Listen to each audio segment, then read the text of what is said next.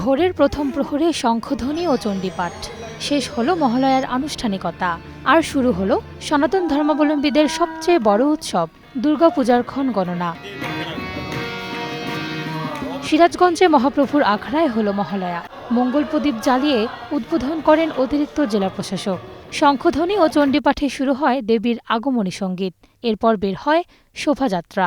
পূজা মণ্ডপের নিজস্ব স্বেচ্ছাসেবক টিম সহ আমাদের প্রশাসনের সর্বস্তরের নিরাপত্তার মাধ্যমে সর্বাত্মক সহযোগিতার মাধ্যমে এই পূজাটি আমরা সুন্দরভাবে সমাপ্ত করতে পারব।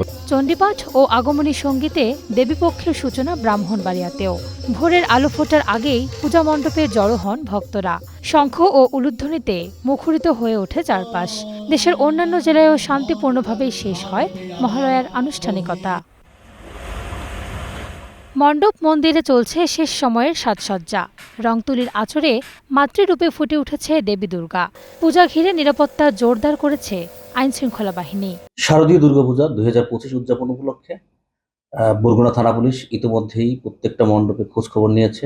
শুরু থেকেই একদম তৈরি থেকে, যেখানে তৈরি হচ্ছে, শিফট হবে, যে মণ্ডপসমূহের নিরাপত্তা ব্যবস্থা কেমন, ওখানে সিসি ক্যামেরা আছে কিনা, কোনো ধরনের কোনো অপ্রীতিকর ঘটনা না ঘটে এজন্য আমরা এখন থেকেই ওয়াচে রাখছি। এবং পাশাপাশি পূজা উদযাপন ষষ্ঠীর পূর্ব থেকেই আমাদের এখানে পুলিশ এবং আনসার ওখানে মোতায়েন হবে। সনাতন ধর্মাবলম্বীদের বিশ্বাস, মহালয়ার মধ্য দিয়ে সূচনা হয় দেবীপক্ষের। স্বর্গ থেকে মায়ের বাড়ি পৃথিবীতে পা রাখেন দেবী Durga.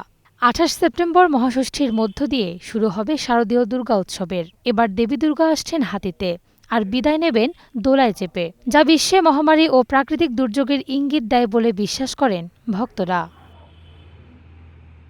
Desk report, star news.